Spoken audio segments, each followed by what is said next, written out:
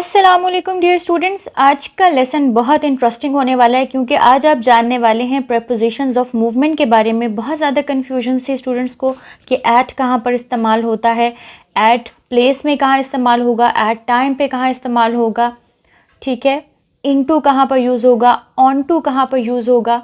अगर ये आप सब जानना चाहते हैं, इसमें क्लैरिटी चाहते हैं, तो आज के लेसन में आपको इन तमाम प्रपोजिशंस के हवाले से बहुत अच्छे और आसान लेवल पर क्लैरिटी मिलने वाली है। तो चलते रहें और देखते रहें हमें एंड तक।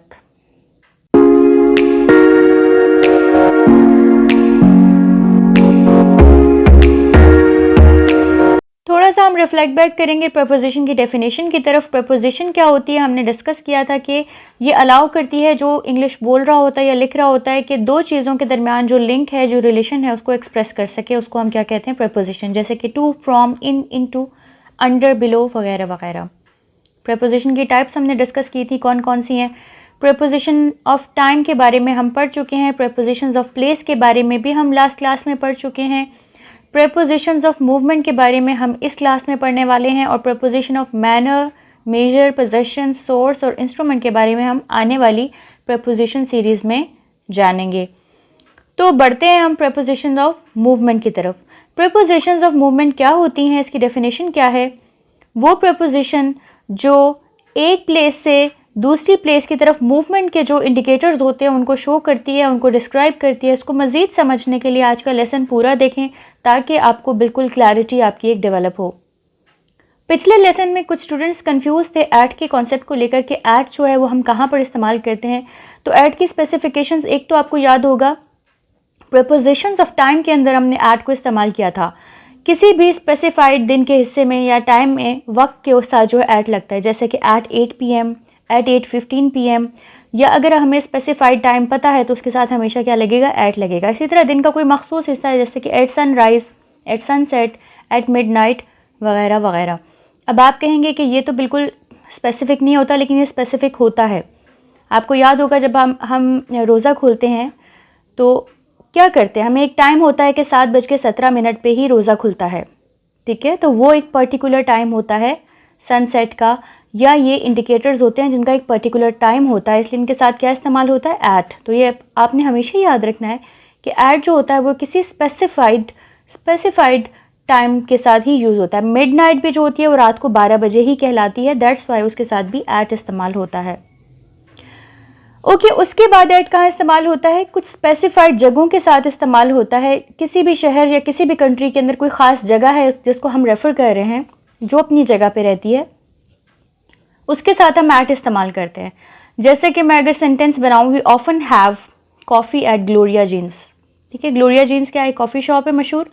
तो we often have coffee at हमने किसके साथ लगाया, ग्लोरिया जीन्स के साथ लगाया, ठीक है, क्योंकि हम पूरे शहर या पूरे कंट्री के अंदर एक ख़ास कॉफ़ी शॉप को रेफ़र कर रहे हैं, तो इसके साथ हम क्या लगाते हैं, ऐट लगाते हैं। होपफुली ये क्लियर हो गया कि ऐट को किसी स्पेसिफिक जगह या प्लेस के साथ भी इस्तेमाल किया जाता है, जैसे बिल्कुल उसी तरह जैसे हम किसी स्पेसिफिक टाइम के साथ इस्तेमाल करते हैं। उसके अलावा जब हम किसी को कोई डायरेक्शंस बता रहे होते हैं, समझा रहे होते हैं लोकेशन, तो फिर भी अगर हम किसी ख़ास बिल्डिंग का इशारा करते हैं तो उसके साथ भी हम ऐट लगा सकते हैं, जैसे you can meet me at JS bank, ठीक है। तो एक किसी बिल्डिंग की तरफ इशारा कर रहे हैं जो किसी शहर के अंदर मौजूद है, और ऑब्वियसली एक जगह पे स्टैटिक फॉर्म में मौजूद है, तो उसके लिए हम ऐट का वर्ड इस्तेमाल करेंगे। अच्छा, इसी तरीके से अगर कोई इंसान है जो घर के अंदर मौजूद है, घर के अंदर बैठा हुआ है, तो उसके लिए भी हम कहेंगे ही और शी इज़ एट होम। जैसे सारा stage at home most of the time, ठीक है। लेकिन अगर कोई घर की तरफ जा रहा है, ही इज़ गोइंग होम, तो वहाँ पे गोइंग एट होम नहीं लगाएंगे। जहाँ मूवमेंट होगी, जहाँ कोई चीज़ मूव करके घर की तरफ जा रही होगी, तो वहाँ पर हम ऐट नहीं लगाएंगे। जो चीज़ ऑलरेडी घर के अंदर मौजूद है, ठीक है, उसके लिए हम क्या यूज़ करेंगे, ऐट। होपफुली ये कॉन्सेप्ट क्लियर है आपका। तो हम कैसे कह सकते हैं, सारा stage at home most of the time. अब हम बढ़ते हैं अगेन अपनी प्रपोजिशंस ऑफ मूवमेंट की तरफ। जैसा कि हमने कहा कि हम सीखेंगे आज के लेसन में, तो वो कौन कौन सी होती हैं, to, across, around, away from, down, from, into, off, on to, out, out of, over, past, to, through, under, up. ये सब हैं जिनको हम डिस्कस करने जा रहे हैं, तो अपना जर्नल खोल लें, पेंसिल ले लें या पेन ले लें और साथ साथ लिखते जाएं, नोट्स लेते जाएं, ताकि बाद में इसको रिटेन करने में आपको प्रॉब्लम ना हो। जब आपका मंथली टेस्ट हो एफए में तो आपको नोट्स को रिवाइज़ करने में आसानी हो और आप अपने हाथ से जो नोट्स लिखते हैं उसको याद करना नहायत आसान होता है। तो बढ़ते हैं सबसे पहली प्रपोजिशन की तरफ, जो है टू। सबसे ज़्यादा कॉमनली यूज्ड प्रपोजिशन है ये, और ये डिस्क्राइब करती है किसी भी चीज़ की मूवमेंट किसी डायरेक्शन में। ठीक है, he is going to the north, he is going to the south, he is going to the school. किसी भी तरफ, किसी भी डायरेक्शन में, किसी भी सिमत में अगर कोई चीज़ जा रही है तो ये किसी तरफ को, किसी सिमत को, किसी डायरेक्शन को वज़ा करने के लिए किसका इस्तेमाल होता है? टू का इस्तेमाल होता है। होपफुली ये क्लियर हो गया। अब हम बढ़ते हैं टू की एग्जाम्पल की तरफ। How do you go to job? ठीक है, ये जॉब की डायरेक्शन पे आप किस तरह जाते हो। ही ड्रोव टू कराची, उसने कराची की तरफ ड्राइव किया। तो देखें, ड्रोव टू क्लियर हो गया। कराची क्या है? डायरेक्शन है। Sania came to my birthday party, ठीक है, बर्थडे पार्टी की तरफ क्या है? डायरेक्शन है। तो आपको क्लियर हो गया टू कहाँ पर? जहाँ पे किसी भी चीज़ को डायरेक्ट करना हो, किसी चीज़ का इशारा करना हो, सिमत का तयन करना हो, तो टू का इस्तेमाल करते हैं। उसके बाद नेक्स्ट वर्ड है, नेक्स्ट प्रोपोजिशन है अक्रॉस। अक्रॉस कहते हैं जब एक चीज़ एक जगह से दूसरी जगह मूव करके जाती है तो उसको कहते हैं अक्रॉस। जैसे it took us 2 days to drive across Pakistan. ठीक है, लेट्स से मैं कराची से गिलगित बल्तिस्तान जाऊंगी तो it took me 2 days to move और टू ड्राइव अक्रॉस पाकिस्तान। देखिए, एक पॉइंट से शुरू होके, यानी कि एक जगह से, एक किनारे से दूसरे किनारे तक जाने को क्या कहते हैं? To drive across, to move across. Clear हो गया अक्रॉस कहाँ पर यूज़ करना है। अब हम बढ़ते हैं नेक्स्ट वर्ड की तरफ, जो है अवे फ्रॉम। अवे फ्रॉम क्या होता है? It indicates a point from where the movement has begun और द मूवमेंट स्टार्ट्स। एक पॉइंट जहाँ से कोई भी मूवमेंट स्टार्ट हुई है उसके लिए हम क्या कहेंगे? Away from. लेट्स से यहाँ पे ये जो माउस है पहले यहाँ पर था, ये जो माउस है पहले यहाँ पर था, तो अगर हम ये सेंटेंस इस्तेमाल कर रहे हैं, the mouse ran away from cat. यहाँ पे कैट है, कैट यहाँ पे खड़ी हुई है, तो ये जो माउस है पहले वो यहाँ था, तो it ran away from cat. तो ये एक शुरू की जो पॉइंट है वो क्या है? कैट। शुरू का पॉइंट क्या है? कैट है। तो mouse ran away from cat, तो कैट से मूवमेंट स्टार्ट हुई है। कहाँ से मूवमेंट स्टार्ट हुई है? कैट से। तो हम यहाँ पे क्या यूज़ करेंगे? Away from. The mouse ran away from cat, यानी कि चूहा बिल्ली से दूर भागा, बिल्ली से दूर भागा। ठीक है, तो अवे फ्रॉम का मतलब क्या हुआ? जहाँ से मूवमेंट स्टार्ट हो रही है किसी भी चीज़ की, किसी भी ऑब्जेक्ट की, तो वहाँ पर हम अवे फ्रॉम का इस्तेमाल करेंगे। उसके बाद है डाउन। डाउन बहुत सिंपल और आसान है, इसको याद रखना। Movement from a higher position to lower position, सबको पता है ऊपर से नीचे आने को डाउन कहते हैं। He ran down the hill to the stream below. ठीक है, वो ऊपर से नीचे भागा। हिल की, यानी कि हिल किसको कहते हैं? पहाड़ की चोटी को। तो वो चोटी से नीचे नदी की तरफ भागा, या फिर डाउन स्टेयर भी कहते हैं, सीढ़ियों से नीचे भागा, इस तरह भी कह सकते हैं। उसके बाद है फ्रॉम। फ्रॉम भी काफ़ी आसान है, लोग इसको लेकर क्लियर होते हैं ज़्यादातर। A point where a movement begins, वो पॉइंट जहाँ से कोई चीज़ शुरू होती है और फिर कहीं उसने पहुँचना होता है। पहले हमने क्या कहा था? Move away. आपको याद होगा, हमने मूव अवे कहा था। उधर भी किसी पॉइंट से मूवमेंट स्टार्ट हो रही थी, लेकिन वहाँ पे था to move away, move away. ठीक है, तो वहाँ पर एक चीज़ चली गई, अब मूव अवे फ्रॉम। ठीक है, अब यहाँ पे क्या है? यहाँ से he flew from Karachi to Lahore. 2 points की बात हो रही है। He flew from Karachi to Lahore. For example, ये कराची है और ये लाहौर है, तो ठीक है, कहाँ से स्टार्ट हुई? फ्रॉम कराची टू, डायरेक्शन क्या है? लाहौर। होपफुली ये क्लियर है। यानी कि जहाँ पर स्टार्टिंग पॉइंट को बताना होगा तो फ्रॉम कहेंगे, और जिसकी तरफ डायरेक्शन करनी होगी तो वहाँ पे हम क्या हमेशा इस्तेमाल करते हैं? टू इस्तेमाल करते हैं, जैसा कि आपने पहली प्रपोजिशन में सीखा। He flew from Karachi to Lahore. Prepositions of movement में नेक्स्ट है इनटू। इनटू में कुछ लोग कंफ्यूज होते हैं, इन और इनटू में बहुत ज़्यादा लोग कंफ्यूजन करते हैं। इन और इनटू का जो डिफरेंस है, इनटू आपने तब इस्तेमाल करना है जब एक खुली जगह से एक बंद जगह की तरफ आप एंटर होते हो। इस बच्चे को आप देखें, ये खुली जगह से यानी बाहर आपको पता है एटमॉस्फेयर है और अंदर ये गाड़ी में दाखिल हो रहा है। अगर एक कह लें कि बहुत ज़्यादा तंग या कंजस्टेड जगह के अंदर कोई इंसान एंटर होता है तो उसके लिए हम इनटू का वर्ड इस्तेमाल करते हैं।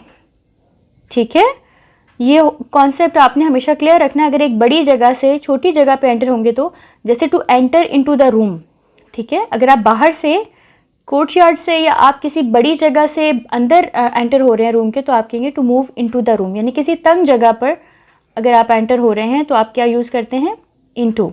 He got into the car. Of, of हमने पहले भी एक दफ़ा डिस्कस किया था। ऑफ का मतलब होता है किसी चीज़ को छोड़ देना या दूर कर देना खुद से। तो मूवमेंट अवे फ्रॉम समथिंग, अपने आप से दूर कर देना किसी चीज़ को। जैसे टेक ऑफ योर शूज़, अपने शूज़ उतारो, यानी ऑफ का मतलब है उतारो, साइड पे कर दो। ठीक है, खुद से हटा दो। ऑफ का मतलब एक तरह से कह सकते हैं हटा दो। ऑफ को आप किस तरह सेंटेंस में इस्तेमाल करते हैं नीचे कमेंट बॉक्स में ज़रूर बताएं। अच्छा, इसके बाद एक ये है, ये बहुत कॉमन नहीं है, बहुत ज़्यादा लोग इसको इस्तेमाल नहीं करते, but it is very important. On to, इसमें गैप भी होता है, या ऑन टू। अमेरिकन और ब्रिटिश का इसका डिफरेंस है। तो इसमें क्या होता है, movement on the top surface of something, यानी कि किसी भी चीज़ की मूवमेंट को अगर टॉप पे ले जाया जाए, मतलब बिल्कुल टॉप सरफेस पे उसको मूव किया जाए तो हम कहते हैं ऑन टू। जैसे he moved on to the stage. ठीक है, यानी किसी, अगर हम ऑडिटोरियम में बैठे हुए हैं तो ऑडिटोरियम के सरफेस में टॉप पर क्या होता है, स्टेज ही होता है ना। तो he moved on to the stage.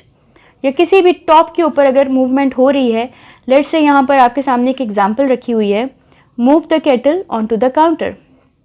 यानी कि टॉप पर, किसी चीज़ के टॉप पर किसी चीज़ को मूव करना, उसको हम क्या कहेंगे, ऑन टू।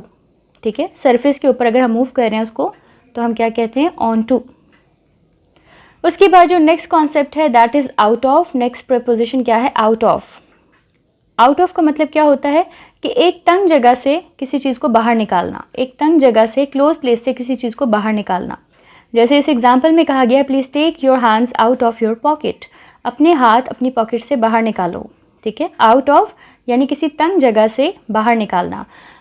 ठीक है, इनटू में क्या था, किसी खुली जगह से तंग जगह पे जाना, और आउट ऑफ किसी तंग जगह से बाहर आना। होपफुली ये क्लियर है। उसके बाद है ओवर। ओवर आपने याद है पहले भी पढ़ा था प्रपोजिशंस ऑफ प्लेस में। Well done. तो यहाँ पर क्या होता है, किसी भी चीज़ के सरफेस के ऊपर मूव करने को हम क्या कहते हैं, ओवर। जैसे इसमें कहेंगे the cat jumped over the wall. The cat jumped over the wall. ठीक है। पास्ट, पास्ट ये बहुत कम यूज़ होता है और इसको लेके अक्सर लोग कंफ्यूज होते हैं। ये क्या होता है, movement from one side of one thing to another side. जैसे एक स्कूल बना हुआ है तो इस स्कूल की एक तरफ से लेकर दूसरी तरफ तक के, यानी कि अगर इसकी ये वाली डायरेक्शन से लेकर, इसके यहाँ से लेकर यहाँ तक मूव करने को हम क्या कहेंगे, पास्ट। क्या कहेंगे, पास्ट। इसके एग्जाम्पल को नीचे देख लेते हैं, समझ लेते हैं। We could see painters painting the walls as we drove past the school. हमने देखा पेंटर्स जो हैं वो पेंटिंग कर रहे थे वॉल्स पर जब हम स्कूल के पास से गुजरे। पास से गुजरने से मुराद है एक सिरे से लेकर दूसरे सिरे तक गए। देखिए इस गाड़ी में जैसे कोई बैठा हुआ है तो वो इधर से लेकर इधर तक मूव किया तो क्या कहेंगे, to drove past. To drove past. ठीक है, एक सिरे से दूसरे तक जाने को क्या कहते हैं, टू ड्रोव पास्ट। होपफुली ये क्लियर हो गया आपको। अब हम चलते हैं नेक्स्ट प्रीपोजिशन की तरफ जो क्या है, थ्रू। थ्रू क्या होता है कि जब कोई भी चीज़ एक साइड से एंटर हो और दूसरी साइड से निकले, मतलब दो सिरों से, मतलब एक साइड से एंटर होकर अंदर से दूसरी साइड से निकले तो इसको कहते हैं थ्रू। किसी चीज़ के ज़रिए किसी चीज़ के अंदर से निकलना। जैसे the train goes through a tunnel under the hill. Train जो होती है वो टनल जैसे बनी हुई है तो उसके अंदर टनल से गुजरती है। आपने देखा होगा ट्रेन एक साइड से, एक सिरे से एंटर होती है और दूसरे सिरे से निकलती है। तो हम क्या कहते हैं, the train goes through a tunnel under the hill. Train tunnel से गुजरती है हिल के नीचे। हिल अगर बनी हुई है लेट्स से यहाँ पर तो उसके नीचे। होपफुली आपको थ्रू का कॉन्सेप्ट क्लियर हो गया। थ्रू कहाँ पे यूज़ होना है, जहाँ पर कोई चीज़ एक साइड से एंटर हो और दूसरी साइड से निकले उसको कहते हैं थ्रू। उसके बाद है टूवर्ड्स या फिर टूवर्ड। आपने दोनों सुने होंगे, टूवर्ड्स और टूवर्ड दोनों ही यूज़ होते हैं। ब्रिटिश ये टूवर्ड्स जो है वो ब्रिटिश यूज़ करते हैं, टूवर्ड जो अमेरिकन यूज़ करते हैं, इसमें और कोई डिफरेंस नहीं है। इसका मतलब होता है किसी भी स्पेसिफिक चीज़ की डायरेक्शन की तरफ जाना। टूवर्ड यानी कि किसी भी ख़ास सिमत का तयन करना। Movement in the direction of something, जैसे कि द रिवर रन्स, यहाँ पे सॉरी सन्स लिखा गया है, that is not suns, that is run.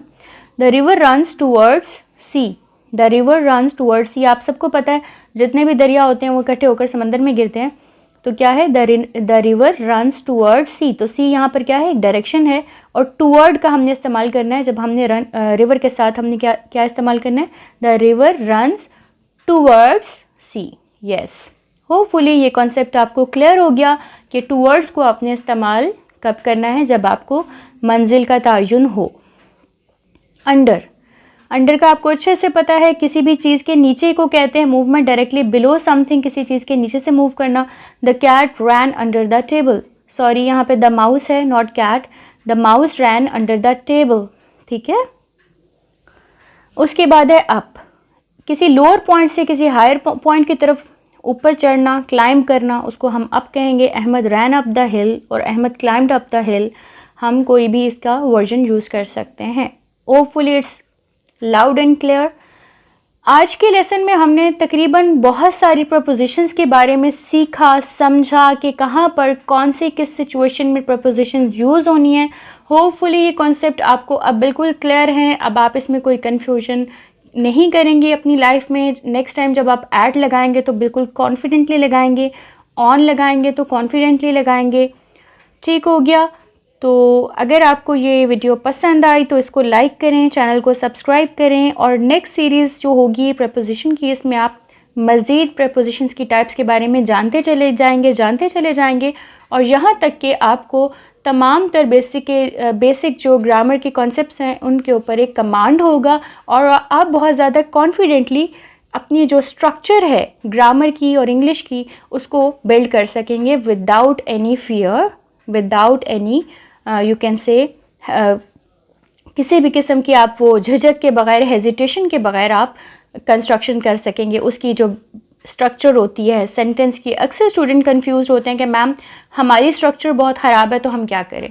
तो बेटा इसमें आपको एक एक चीज़ को गहराई में समझना पड़ेगा, डेप्थ से कॉन्सेप्ट को देखना पड़ेगा, क्योंकि आपको नॉलेज इज़ पावर, जितना आपको पता चलता जाएगा कहाँ पर क्या इस्तेमाल होना है उतने ही ज़्यादा आप कॉन्फिडेंट होते जाएंगे, और जितने ज़्यादा आप कॉन्फिडेंट होंगे उतना ज़्यादा आप अच्छे से फ्लुएंसी से बोल भी सकेंगे और लिख भी सकेंगे इंशाल्लाह। तो मिलते हैं नेक्स्ट लेसन में, तब तक के लिए अपना बहुत ख्याल रखिएगा। अल्लाह हाफ़िज़।